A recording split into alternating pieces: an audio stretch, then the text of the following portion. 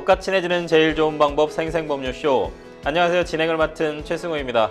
오늘도 크고 작은 법률 문제로 어려움을 겪고 있는 여러분을 위한 법률 상담은 물론이고요.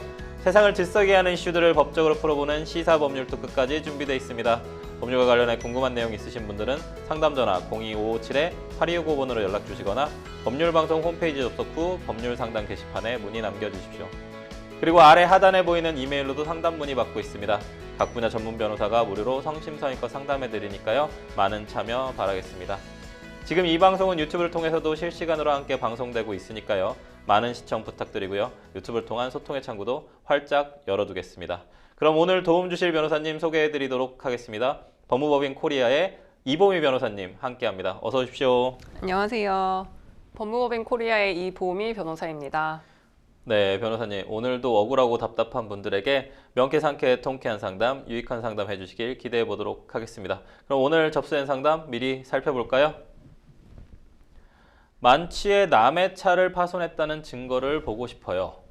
무단 결근 중인 직원 어떻게 해야 할까요?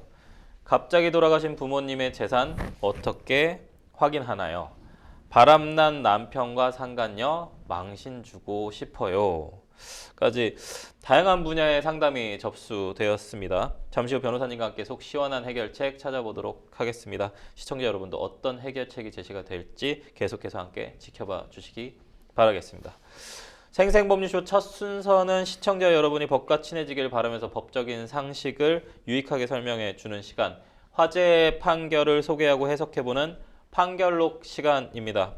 뉴스와 신문에서 회자되곤 하는 화제 판결, 오늘은 어떤 판결을 소개해 주실 건가요, 변호사님? 네, 주변을 둘러보면 개인의 뜻을 전달하기 위해 거리에서 1인 시위를 하고 계시는 분들을 쉽게 찾아볼 수 있는데요.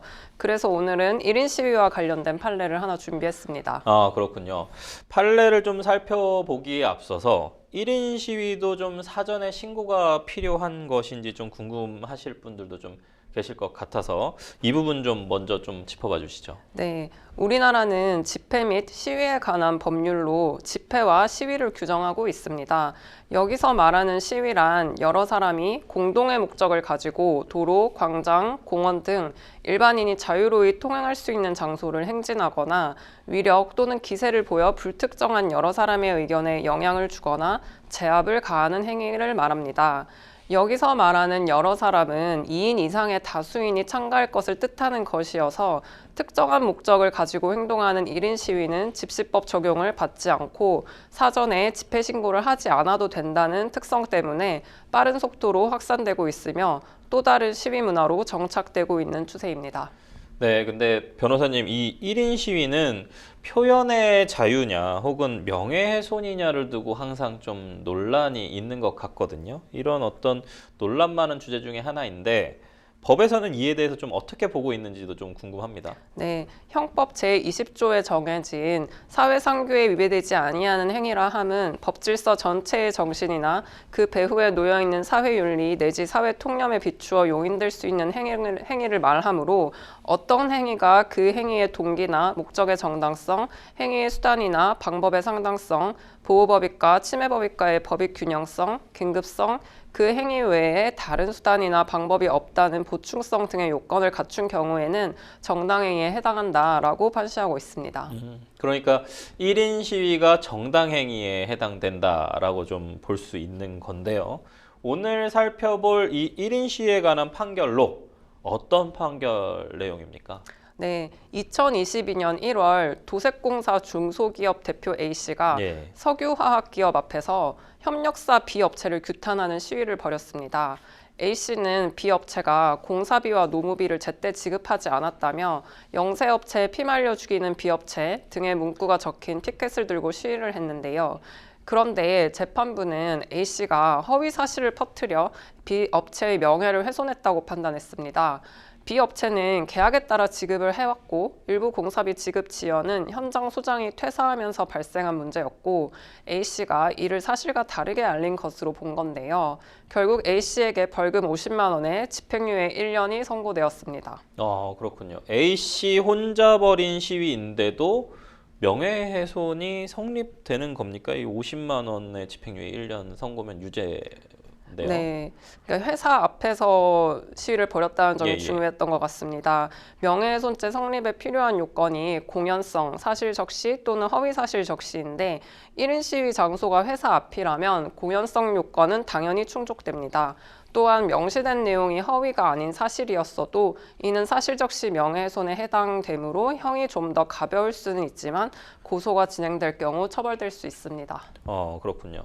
그렇다면 좀 위 사건과 같이 허위 사실이 좀 포함되어 있다면 가중처벌의 요소로도 좀 될 수 있다라는 말씀이실까요? 이 지금 판결을 보면요. 네, 형법 제307조에서 명예훼손죄를 규정하고 있는데 제1항이 일반 명예훼손죄로 2년 이하의 징역 또는 500만 원 이하의 벌금인 반면에 제2항의 허위사실 명예훼손죄는 5년 이하의 징역, 10년 이하의 자격정지 또는 1,000만 원 이하의 벌금으로 형이 보다 높게 규정되어 있습니다. 그렇다면 이게 허위 사실이냐 혹은 아니면 진실한 사실이냐에 따라서 좀 형량도 많이 달라질 거고 뭔가 이 사실관계 인정 여부도 좀 중요할 것 같은데 법원은 좀 이를 어떻게 좀 판단을 하고 있을까요? 네, 허위사실 명예훼손죄의 경우 대법원은 적시된 사실이 허위의 사실인지 여부를 판단함에 있어서는 적시된 사실의 내용 전체 취지를 살펴볼 때 중요한 부분이 객관적 사실과 합치되는 경우에는 세부에 있어서 진실과 약간 차이가 나거나 다소 과장된 표현이 있다 하더라도 이를 허위의 사실이라고 볼 수는 없다라고 하여 허위 사실인지 여부를 엄격히 판단하고 있습니다. 그래서 법원에서는 허위사실 명예훼손죄로 기소되었다 하더라도 허위가 아닌 사실적시 명예훼손은 아닌지 판단하게 되고 사실적시의 경우 위법성 조각사유를 검토할 수 있기 때문에 위법성 조각사유, 즉 정당행위에 해당하는지도 판단을 하게 됩니다. 또 명예훼손죄의 범죄는 반의사 불벌죄이기 때문에 1심 재판 중이라 하더라도 언제든지 피해자가 처벌 불원 의사를 표시하면 공소기각 사유가 되므로 1심 재판부에서 가능하면 합의가 가능한지도 함께 심리하게 됩니다.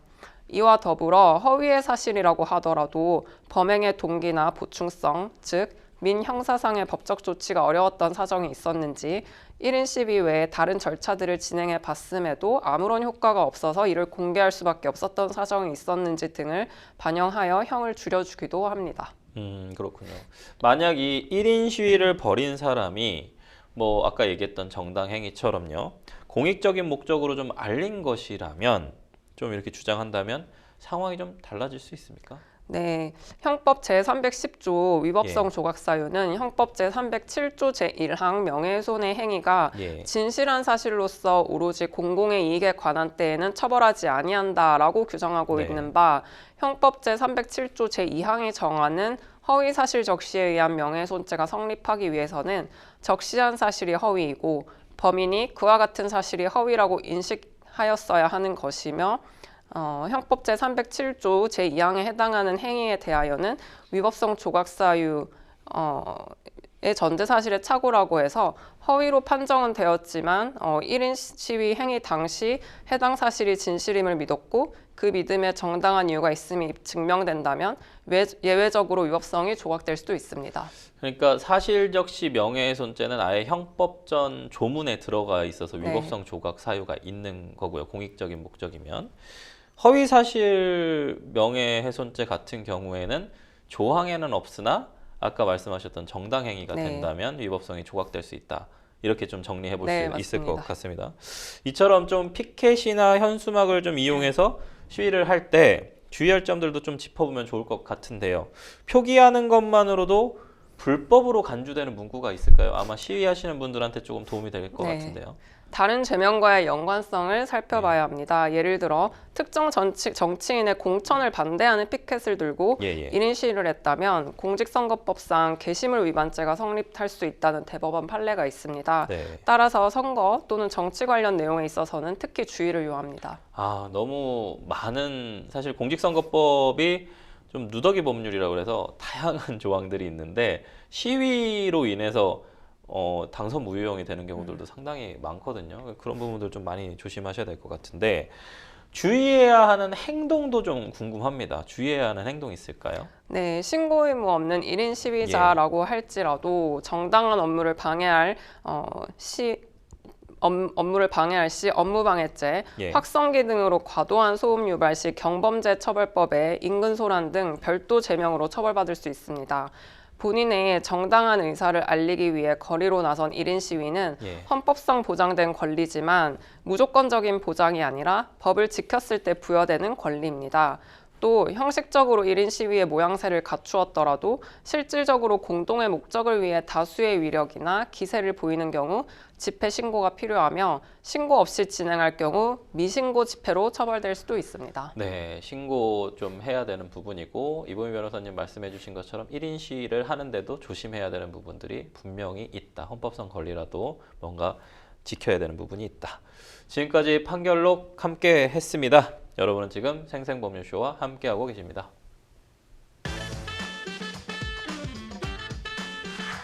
어렵고 복잡한 법률 문제로 고민하고 계신가요? 그렇다면 생생법률쇼가 도와드리겠습니다. 생생법률쇼에선 민사, 형사, 가사 등 각 분야 전문 변호사들이 매년 800여 건의 법률 문제를 속 시원하게 해결해드리고 있는데요. 그럼 무료로 법률 상담을 받을 수 있는 3가지 방법 지금부터 소개합니다. 첫째, 02-557-8295번으로 전화해 법률 상담 신청을 한다. 둘째, 법률방송 홈페이지에 접속해 법률 상담 게시판에 사연을 올린다. 셋째, 지금 화면에 나오고 있는 이메일 주소로 사연과 연락처를 보낸다. 속 시원한 법률 상담 프로그램 생생법률쇼. 지금 바로 상담 신청하세요.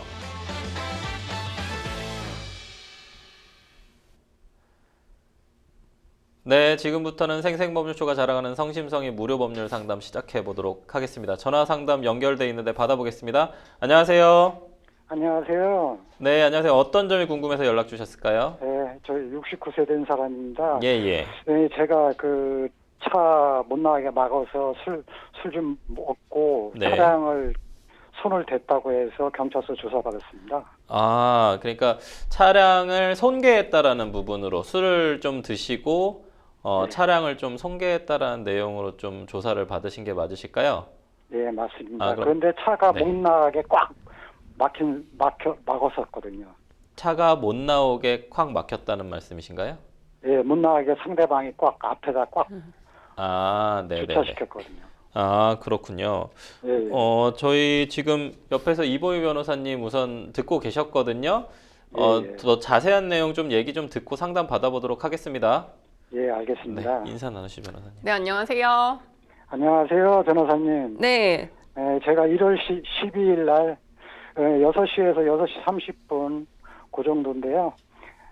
제가 그 술을 좀 많이 먹고 집에 왔는데 집사람하고 나가려고 했는데 앞에 꽉 막혀갖고 차가 움직이지 못한 그런 것 같아요. 그래갖고 제가 나가지 못하고 30분 동안 9번을 전화했는데 안 받고 그래서 내가 화가 났는지 기억은 잘 안 나지만 차를 손댄 것 같고요. 그리고 열흘 뒤에 1월 23일 날 경찰서에서 전화 왔고 1월 24일 날 경찰 조사 받았어요. 경찰은 CCTV 확보했다고 그랬는데 나는 기억도 안 나고 그렇게 조사를 받았습니다. 그래서 상대방이 2월 3일 날 집사람한테 전화 와서 300만 원을 합의 보자고 했는데 제가 2월 4일 날 형사조정합의위원회 검찰청에서 전화 왔고 합의 의사 밝혔습니다. 그리고 2월 7일 날 연락이 와서 보험 처리하지 말고 150만 원에 합의 보자고 해서 일요일 날 만나자고 해서 그런다고 했어요. 근데 2월 8일 날 하루 지나고 나서 또 연락이 와서 200만 원 또 달라고 50만 원 올라가고 그래서 제가 검찰청에서 합의 보자고 한 사건입니다. 물론 제가 잘못은 했지만은 상대방이 전화할 때마다 합의금을 올리고 있어요. 저도 먹고 살아야 되는데요. 그래서 조금 제가 나이 먹어서 뭐 법도 잘 모르고요. 그래서 전화드렸습니다. 네, 일단은 여기 사연 써주신 거에는 CCTV를 확인을 못 하셨고 본인께서도 실제로 차량에 직접 손괴를 가했는지 기억을 좀 못 하신다고 기재를 해 두셨는데 아직도 그 기억은 좀 명확하지 않은 상황이신가요? 그래요. 그때 내가 열흘 지나서 경찰서 와갖고 내가 그랬었나 싶더라고요. 그러면은 네, CCTV를 아직 확인을 하신 건 아니시겠네요. 예, 경찰서에서 확인을 안 해주더라고요. 그러면은 경찰서에서 경찰은 그 CCTV를 확인을 했다고 하던가요? 예, 확보했다고 나한테 그래서 내가 그런가 보다 그랬어요. 그런데 상대방이 차를 빼고 집에 가서 사진을 찍어서 집사람한테 보냈더라고요. 그것도 그 자리에서 못 화면 나오고 있는 모르겠는데. 사진 나오고 있는데요. 차량이 이제 파손된 지금 사진이고 네. 지금 전화 주신 분이 이것을 직접 손괴했다는 증거가 되는 사진은 또 없기는 하네요. 예, 그래서 CCTV 뭐 캡처본이 있다거나 그런 상황은 아니네요. 그 제가 과연 내가 그랬을까 그러더라고요. 그래서 내가 CCTV를 확인을 못했기 때문에 일단은 경찰에서 CCTV를 자기들이 확보를 했다고 말을 했잖아요. 예. 그러면은 경찰서에 CCTV 열람 신청서를 한번 제출을 해보세요. 열람 신청. 네. 제가 볼 때는 다행히 경찰이 CCTV를 지금 확보를 했고, 그러면은 여기 이제 주택 관리실인가요? 뭐 관리실 같은 데서는 경찰에 이미 CCTV를 넘긴 상황이거든요. 네, 그러면 CCTV 자체는 폐기가 되지 않고 아직 보존이 되어 있다는 거기 때문에 열람 신청서를 제출을 하시면 이거는 제가 볼 때는 열람을 안 해줄 이유는 없을 것 같아요. 왜냐하면 정보 원래 주체, 그러니까 사연자님이 나오는 그 CCTV이기 때문에 본인이 본인 거를 확인하는 거는 경찰이 해줘야 된다고 저는 생각을 하고요. 네, 일단은 그거를 1번으로 해보시고요. 만약에 이제 확인을 하셨는데 본인이 아니다라고 하면 이거는 뭐 당연히 합의를 하실 필요가 없는 상황인 거고, 네, 본인이 이제 맞다라고 이제 확인이 되시면 이제 이미 진행하신 합의 절차에 이제 따르셔야 하는데 지금 이미 상당 부분 진행이 많이 된 것 같아요. 형사조정을 이미 진행을 하셨다고 했는데 그런데 이제 제가 한 가지 궁금한 거는 형사조정에 직접 한번 가신 거죠? 아니요, 한 번도 안 갖고 연락을 해준다고 그랬어요. 그럼 전화로 이런 금액 같은 거는 전화로 전달을 받으신 거예요? 피해자가 전화로 연락 받았죠. 피해자한테. 왜냐하면 이 형사 조정이라는 걸 한번 직접 가셨으면 저는 좋았을 거라 생각이 드는 게 만약에 본인께서 직접 이 자동차를 손괴를 한 게 맞다면 우리가 뭐 아무 이유 없이 손괴한 게 아니잖아요. 그 당시에 지금 뭐 거의 1시간 넘게 전화를 10번 넘게 했는데 그분이 차를 안 빼줘서 아마 차를 화가 나셔서 좀 이렇게 손괴를 하셨던 것 같아요. 네, 그러면은 조정위원 입장에서도 이 사람이 일방적으로 잘못한 게 아니고 쌍방에 결국은 책임이 있다라고 보고 한쪽에서 주장하는 금액만을 받아들이지는 않을 것 같아요. 근데 전화할 때마다 금액이 올라가요. 그 피해자가. 그래서 그러면은 처음에 저쪽에서 요구한 금액이 자동차 수리비 300만 원에 합의금 150만 원이었는데 나중에 또 전화 와서는 여기다가 50만 원을 추가해달라는 건가요?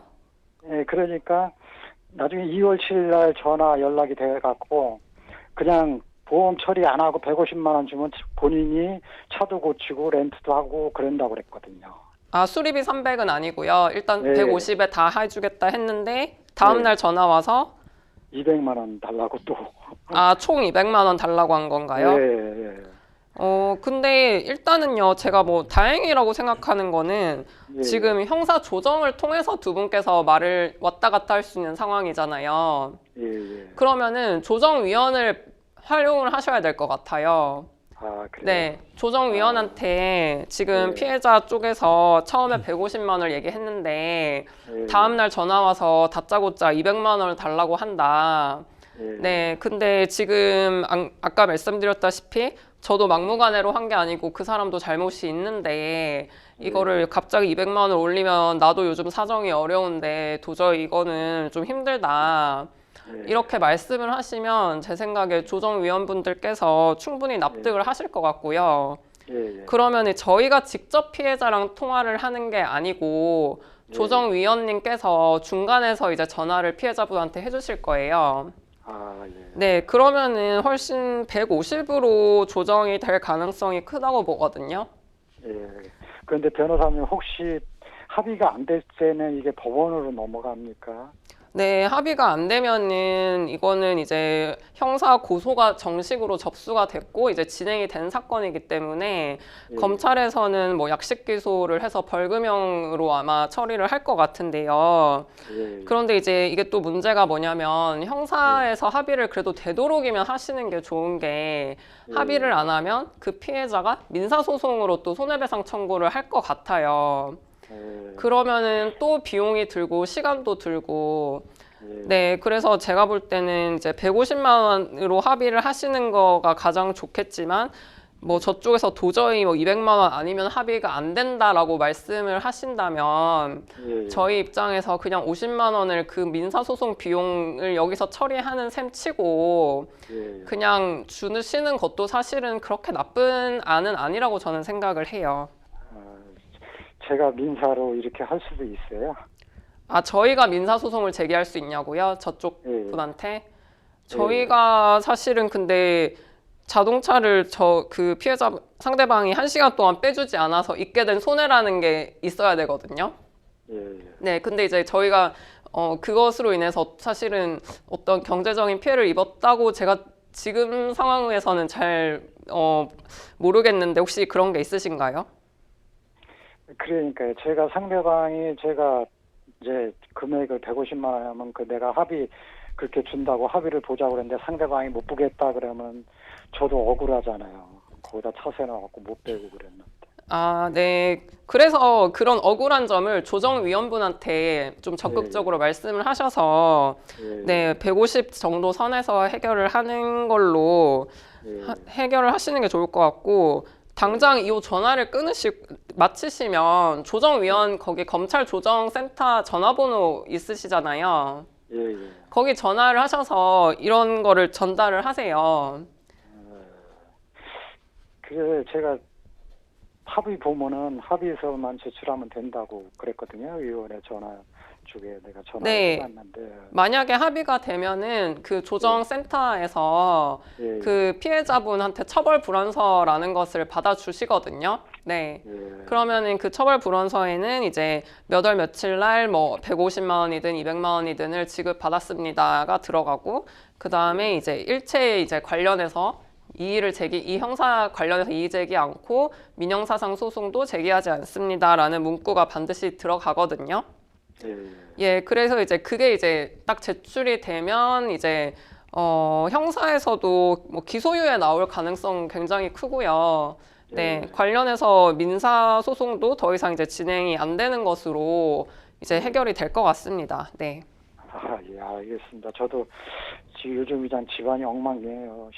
신경안전제도 안 먹으면 잠을 못 살 정도로 이것 때문에 사실 제가 술 먹어서 실수는 했지만은 상대도 돈을 너무 요구하지 않고 적당한 범위에서 내는데 이 사람은 그냥 서비스센터에 들어가면 300만 원 이상 나온다고 하고 막 그러니까 나도 참담하네요.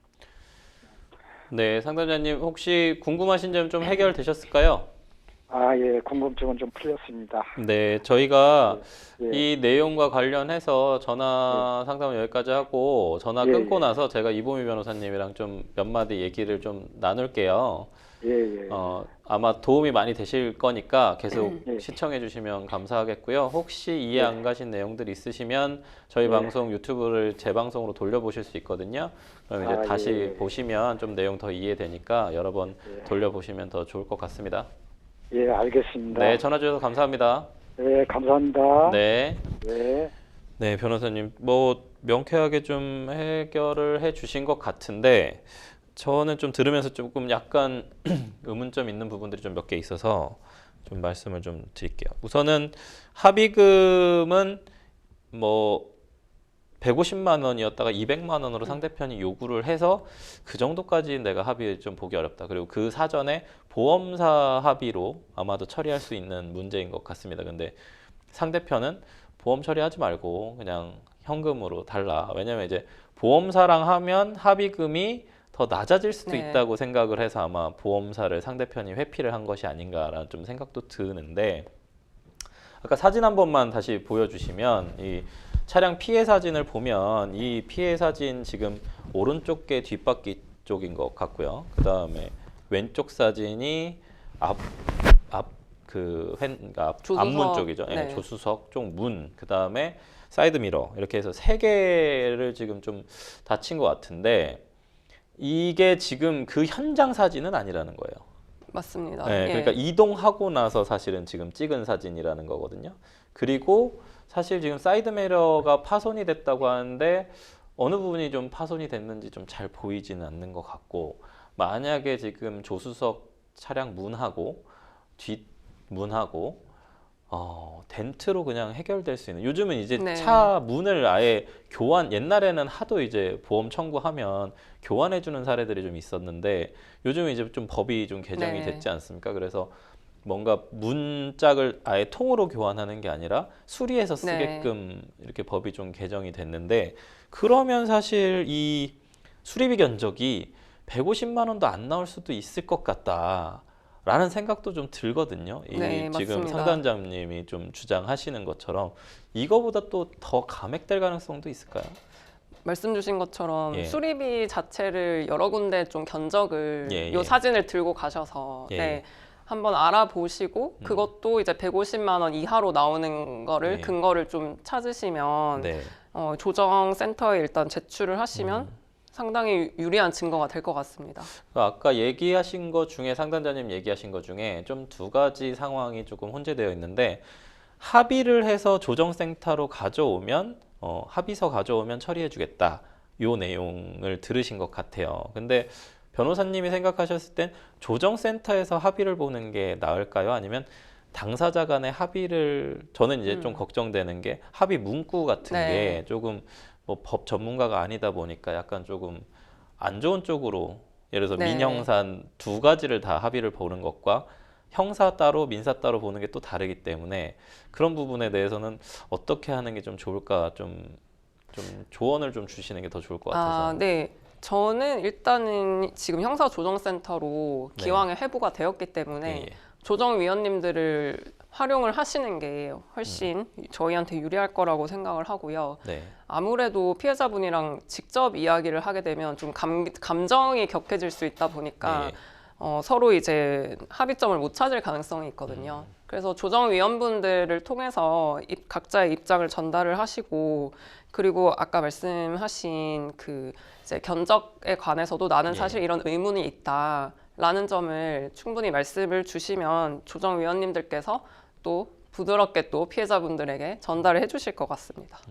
CCTV와 관련해서도 하나 좀 질문을 좀 드리고 싶은데, CCTV도 사실 지금 정보공개 청구, 아까 네. CCTV 열람 신청을 하면은 충분히 받아볼 수 있다고 했는데, 만약에 CCTV에 실제로 나의 범죄 사실이, 물론 여기 이제 형사 조정까지 왔다는 걸 네. 보면 아마도 네. 술을 드시고 손괴 행위를 하는 것처럼 보이는 영상이 찍혀 있지 않을까라는 네. 생각은 좀 듭니다. 근데 이제 명확하게 이 손괴의 인과관계가 내가 가한 어떤 충격이나 이런 어떤 가해 행위로 인해서 나타난 것인지 확인을 하고 싶으실 것 같거든요. 네. 만약에 이 CCTV가 확보가 안 된다, 그러니까 형사 조정까지도 안 보여준다, 왜냐하면 수사의 밀행성 때문에 네. 안 보여줄 수도 있죠.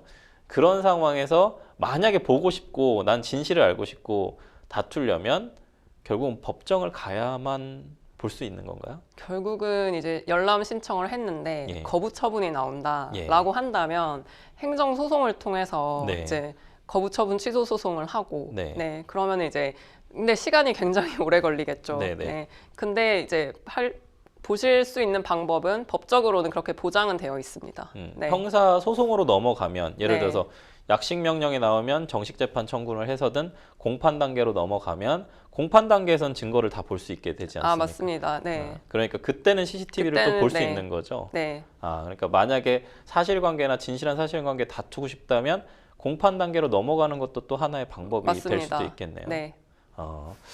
그러면 그때 만약에 합의를 보면 어떻게 되는 겁니까?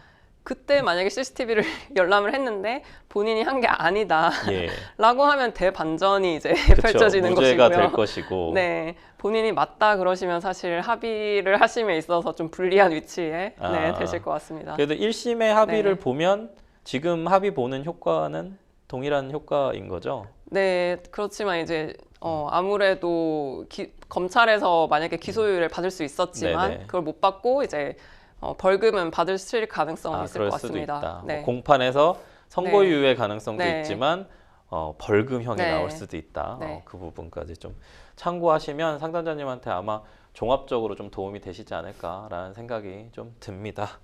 네, 저희는 전화상담 여기까지 마무리하도록 하겠습니다. 여러분은 지금 생생법률쇼 함께하고 계십니다.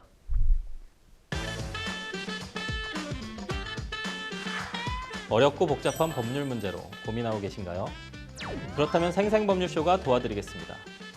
생생법률쇼에선 민사, 형사, 가사 등 각 분야 전문 변호사들이 매년 800여 건의 법률 문제를 속 시원하게 해결해드리고 있는데요.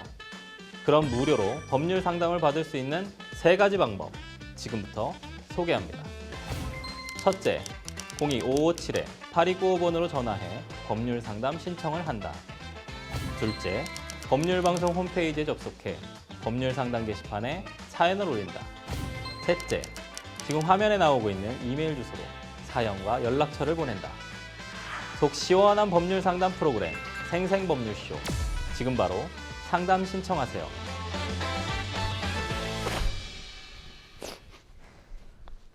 자, 이번에는 법률방송 이메일을 통해 들어온 여러분의 고민을 해결해 드리도록 하겠습니다. 내용 좀 보실까요? 저희 회사에 평소에도 지각이 잦았던 직원이 갑자기 3일 전부터 무단 결근을 하기 시작했습니다. 출근을 안 한 첫날 저녁에 왜 오늘 출근을 안 했냐? 내일 출근해서 결근계를 내라고 했는데 어제도 결근을 해서 연락을 하니 카톡으로 도저히 몸이 아파 출근이 불가능할 정도다라고 하는 겁니다. 그래서 그렇게 몸이 아프면 진단서 등을 찍어 회사에 보내라고 하니까 요구한 서류 사진은 안 보내고 몸이 아픈 사람을 왜 이렇게 귀찮게 하냐, 이건 인권 침해다라는 카톡만 달랑 보내고 아무런 말이 없습니다. 저희 회사 취업 규칙은 3일 이상 연속 무단 결근 또는 1년 중 총 7번 무단 결근 시 징계를 할 수 있도록 되어 있습니다. 이런 경우에는 도대체 어떻게 대처해야 하나요? 이렇게 좀 이런 경우들이 좀 왕왕 있어요, 변호사님. 회사의 출근 요청 또는 결근 사유 통보 요청에도 직원은 되려 화를 내면서 좀 답장도 하지 않고 있는 상황입니다. 직원의 말대로 회사의 이러한 요구가 직장 내 괴롭힘 또는 인권 침해에 해당할 수 있는 겁니까? 일단 사연 내용만 봤을 때는 이제 저희 사연자님께서 몸이 아프면 진단서를 찍어서 회사로 보내라 이렇게만 말씀을 하셨어요. 그러면 이 말씀만 봤을 때는 직장 내 괴롭힘이나 인권 침해라고 볼 소지는 없어 보입니다. 다만 그동안 이 직원이 직장 내 괴롭힘으로 느꼈을 만한 어떤 다른 일이 있었는지, 그리고 저희 사연에 써주시지 않은 혹시 다른 카카오톡 내용에서 어떤 억압적이라고 느낄 요소가 있었는지를 한 번 더 확인해 보시면 좋을 것 같아요. 그렇군요. 지금 좀 직원이 3일째 말도 없이 출근을 하지 않고 있는 상황인데요. 이런 경우에 회사가 좀 어떻게 대처를 하는 것이 좀 좋을까요? 네, 일단은 진단서도 내지 않고 3일간 무단 결근을 하고 있는 거는 명백한 사실이기 때문에 취업 규칙에 따라서 징계는 반드시 내려야 하는데 이제 징계 수준이 뭐 감봉이든 정직이든 해고이든 그 수준까지도 한번 검토를 해보셔야 할 것 같습니다. 취업 규칙상 징계가 좀 가능한 무단 결근 일수가 넘었을 경우에는 회사가 직원을 일방적으로 해고를 하더라도 좀 법적인 문제가 없습니까? 이거 사실 사업주 입장에선 이런 질문들 되게 많거든요. 회사에서 꼭 징계 절차를 거쳐야 하냐, 아니면 징계 절차 없이도 뭔가 요건에 해당되면 바로 뭐 이렇게 해임을 할 수 있느냐? 일단은 징계 절차 없이 해고할 경우에는 네. 부당해고가 될 가능성이 매우 높습니다. 그쵸? 예. 네, 일단 근로기준법 23조에 의하면 사용자는 근로자에게 정당한 이유 없이 해고, 휴직, 정직, 전직, 감봉 그 밖에 징벌을 하지 못한다라고 정하고 있습니다. 네. 그래서 이제 정당한 이유라는 게 있다는 것을 사용자분께서 근거를 일단은 마련을 하셔야 되고요. 그리고 중요한 게 해고일로부터 적어도 30일 이전에 해고 예고 통지서를 반드시 작성을 하셔서 서면으로 통지를 하셔야 합니다. 또 징계위원회를 열어서 근로자에게 소명 기회도 부여를 하셔야 합니다. 해고 예고 통지 그다음에 이제 부당 해고 이 부분이 네. 계속 문제가 되는 부분들인데 만약에 직원이 불의의 교통사고 등을 좀 당하는 등 결근을 할 수밖에 없는 처지에 있었습니다. 만약에 이런 피치 못할 사정이 있다면 징계 또는 퇴사 처리를 면할 수 있을까요? 일단 불의의 사고로 예. 결근을 할 수밖에 없었던 예. 사정은 결국 불가피한 사정이라고 볼 수 예. 있거든요. 그래서 일단은 뭐 그런 사정이 실제로 인정이 된다면 예. 무단 결근이 되지는 않을 것이고요. 예. 그렇지만 그럼에도 진단서나 그런 사고 증빙 자료를 사후에 보고를 하는 것이 중요합니다. 네. 네. 그러면 만약에 사후 보고를 하면 조금 나을 수도 있다고 얘기를 하셨는데 그냥 단순히 팀장님하고 다퉈가지고 무단 결근을 좀 한 경우라면 어떻게 됩니까? 이 경우에도 단순하게 상사랑 다투고 무단 예. 결근을 한 경우라고 하면 예. 과연 이 경우가 불가피한 사정으로 볼 수 있는가에 대해서 한번 판단을 해야 될 것 같고요. 네. 재반 사정상 정말 불가피한 사정이 있다면 이 역시도 무단 결근이 되지는 않을 가능성이 미약하게 남아 있다고 보입니다. 네. 그렇군요. 무단 결근으로 퇴사 처리가 좀 됐을 때 해당 직원의 어떤 자녀 연차나 퇴직금 산정 시에도 좀 영향을 좀 줄 수 있을까요? 일단은 이 부분은 저희가 근로기준법을 좀 살펴봐야 되는데요. 근로기준법 60조 연차 유급휴가 규정에 의하면 사용자는 1년간 80% 이상 출근한 근로자에게 15일의 유급휴가를 줘야 한다라고 정하고 있습니다. 네. 그러니까 무단 결근이라도 이 직원이 80% 이상 출근을 했으면 15일 해당 분의 연차 수당을 지급을 해야 합니다. 네. 그리고 만약에 80% 미만의 출근한 근로자라 하더라도 1개월 개근하면 하루에 유급휴가도 줘야 한다라고 근로기준법에서 정하고 있기 때문에 이 경우에도 연차 수당이 만약에 80% 이하라고 하더라도 한 달에 하루 정도는 나오는 거는 또 계산상 인정이 된다면 지급을 하셔야 합니다. 그러면 자녀 연차도 줘야 되고 퇴직금 산정 시에는 불이익도 없는 것 같은데 그럼 무단 결근한 그 일수는 어떻게 봐야 되는 겁니까? 무단 결근한 그러면 그거는 연차에 포함을 시켜서 공제하거나 이렇게 할 수는 없다는 말씀이신 거죠? 80% 이상 이하를 일단 따지시고요. 그 이상이면 이제 15일은 무조건 확보가 되는 것이지만 그러니까 그 15일 중에 무단 결근을 3일을 했으면 15일 중에 3일을 빼서 12일만 주면 되는 건지 근데 제 생각에 80% 이상이면 무조건 15일을 줘야 되고 이하라면은 그걸 빼야 되는 게 저는 맞다고 봅니다. 요거는 무단 결근이니까 그러니까 우선은 그 월급을 안 줬으니까 유급을 안 줬으니까 이거는 못 빼는 게 맞는 거겠네요. 그렇게 보시는 거죠.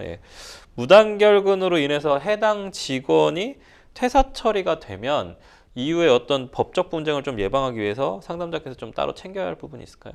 일단은 이 사안 같은 경우에는 해당 직원이 진단서도 제출을 하지 않고 오히려 당당하게 무단 결근을 지금 정당화하려고 하고 있는데 아까 말씀하신 카톡 내용을 가장 캡처를 하셔야 될 것 같고요. 그리고 관련해서 앞으로 이제 해고 예고 통지서도 보내셔야 하니까 그것도 확보를 하시고 징계위원회가 열게 되면 그 회의록도 증거로 반드시 확보를 하셔야 될 것 같습니다. 그렇군요.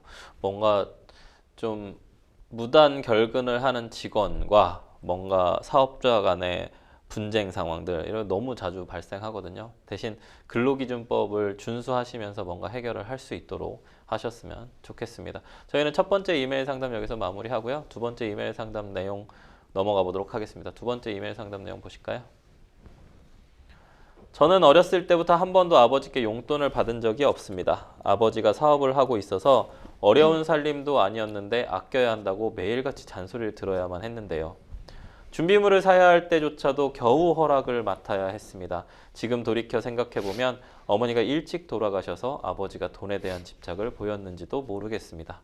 제가 어른이 되어도 아버지는 마찬가지였는데요. 저와 동생들은 대학에 다니는 내내 아르바이트를 했고 스스로 돈을 마련해서 결혼까지 했습니다. 아버지는 한 푼도 도움을 주지 않았는데요. 그러다 보니 아버지와 자식들 관계는 조금씩 멀어졌고 명절이나 아버지 생신 때만 겨우 만났습니다.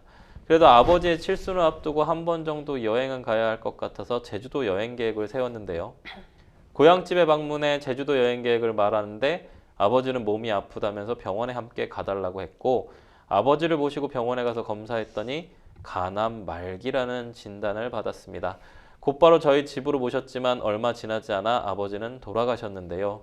그런데 아버지는 임종을 앞둔 순간까지도 본인의 재산에 대해서 한 말씀도 하지 않았습니다. 아버지의 상속 재산을 어떻게 처리해야 할지 상담 부탁드립니다. 부모와 자녀들 간의 어떤 오해와 뭔가 좀 힘든 상황들을 해소하지 못하고 또 아버님께서 돌아가시는 안타까운 상황입니다. 아버지께서 재산에 대해서 아무 말씀 없이 돌아가셨어요. 좀 난감하실 수 있죠. 자녀분들 입장에서는.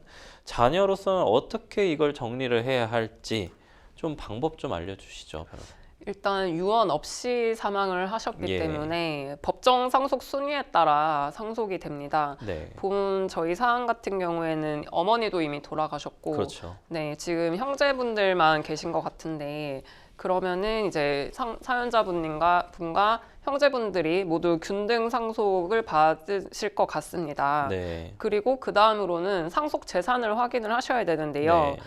이때는 이제 채권도 있겠지만 채무도 있을 수 있습니다. 네. 그래서 채무가 많을 경우에는 사망일로부터 3개월 이내 한정 승인이나 상속 포기를 하실 수 있기 때문에 반드시 챙기셔야 하고요.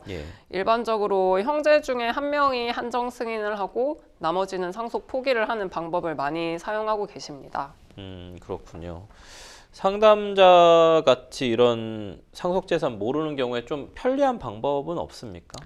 네, 일단은 은행이나 증권, 금융재산 같은 경우에는 금융감독원의 상속인 금융거래 조회 서비스를 이용하실 수 있고요. 부동산은 대법원 인터넷 등기소에서 등기부 등본을 일단 조회를 해보실 수도 있고 국세청 홈택스로 세금 납부 내역 중에 재산세나 종부세를 납부한 내역을 통해서 부동산을 확인하실 수도 있고요. 그리고 채무 같은 경우에는 신용정보원의 상속인 채무 조회 서비스를 이용하실 수도 있습니다. 그렇군요. 상속재산 지금 같은 경우에는 법정 상속분대로 좀 자동으로 나눠지는 건가요? 일단은 기준이 되는 비율이고요. 만약에 이제 형제분들끼리 협의를 한다면 그 협의되는 비율이 가장 1순위로 적용이 되겠습니다. 협의 분할되는 것이 우선 가장 중요하고 만약에 아니라면 법정 상속분대로 자동으로 된다. 형제들하고 상속재산 분할 협의가 좀 되지 않으면 어떻게 해야 할까요? 일단은 상속재산은 공동상속인들의 공유재산이기 때문에 일부 상속인만의 협의로는 협의 분할이 이루어지지 않고 무효가 됩니다. 그래서 가정법원에 상속재산 분할 심판을 청구를 하셔야 하고요. 이때 주의하셔야 될 것은 상속세 신고 기간이 사망일로부터 6개월입니다. 그래서 그 안에 이제 가정법원에 청구를 하시는 게 좋고요. 만약에 이제 가정법원에 상속재산 분할 심판을 청구를 하시면 그 심판 확정 날로부터 30일 이내에 상속인을 신고를 하면 되기 때문에 세금 납부는 유예가 됩니다. 안심상속 원스톱 서비스도 6개월 안에 해야 되는 거잖아요. 네. 그렇죠. 그래서 결국은 이것도 상속재산 분할 협의도 6개월 안에 또 청구해야 하고 마지막으로 좀 상담자님한테 조언 한 말씀 해주시죠. 네, 갑자기 아버님께서 돌아가셔서 굉장히 경황이 없으신 상황 같지만 일단은 재산 관계는 또 명확하게 정리를 하셔야 형제분들과 또 다툼 없이 또 지내실 수 있기 때문에 법적으로 지금 마련된 절차를 통해서 일단 재산을 조회를 하시는 게 중요할 것 같고요. 그리고 원만하게 합의하셔서 재산도 분할을 받아가시면 좋을 것 같습니다. 네, 그렇군요. 아무쪼록 뭔가 상속재산에 대해서 해결하셨으면 좋겠고, 아버님께서 좀 남기신 재산, 채무 관련된 부분 좀 확인하셔서 형제들 간에 뭔가 다툼 없이 잘 해결하셨으면 좋겠습니다. 저희는 두 번째 이메일 상담 마무리하고요. 세 번째 이메일 상담 넘어가 보도록 하겠습니다. 세 번째 이메일 상담 내용 보실까요? 1년 6개월 전 남편이 회사 여직원과 바람이 났습니다. 심증은 있었지만 물증은 없었는데 결국 여직원의 정체를 알게 되었고 여직원을 찾아가 회사에 못 다니게 하겠다고 경고를 했습니다. 여직원도 유부녀였던지라 제 말을 잘 알아듣는 것 같았는데 몇 달 전 두 사람이 아직도 만나고 있다는 걸 알게 되었습니다. 이제는 도저히 용서할 수가 없는데요. 이번엔 회사에 두 사람의 불륜 사실을 알리려고 합니다. 제가 좀 알아봤는데 회사 인사과의 불륜 사실을 참고차 전달하는 것은 명예훼손에 해당하지 않는다고 하던데요. 인사과에 민원을 넣거나 내용 증명을 보내는 게 문제가 될까요? 또 상간녀인 여직원의 남편에게도 두 사람의 불륜 사실을 알리려고 합니다. 직접 찾아가거나 그 집 앞에 두 사람이 주고받은 문자 메시지 내용을 카피해서 두고 오는 것은 문제가 될까요? 이번에는 제가 처벌받더라도 두 사람의 불륜을 꼭 알릴 겁니다. 너무 화가 난 상황이고 이 상황에서 한번 참았는데 다시 한번 또 계속적인 불륜 관계를 유지하고 있는 이 상황을 참지 못해서 처벌을 받더라도 처벌을 불사하고 알리겠다. 이런 분들이 꽤 있으시죠. 이런 경우들이 좀 있는데 회사 인사과의 사실관계 참고차 내용 증명을 보내는 건 괜찮다라고 좀 말씀하셨거든요. 이거 괜찮습니까? 제 생각에 이제 사연자님께서 예. 방법을 찾다 예. 이런 방법까지 아마 찾아보신 것 같습니다. 네. 근데 이것도 참 조심하셔야 되는 게 이 인사과 직원분이 비밀을 유지할 것이라고 단정을 할 수가 없습니다. 네. 만약 이분께서 다른 제3자에게 이 비밀을 네. 누설을 해서 회사에 일파만파 소문이 퍼진다면 사실적시 명예훼손으로 네. 당연히 이제 고소를 당하실 수가 있고요. 네. 또 모욕죄도 문제가 될 수도 있고요. 예.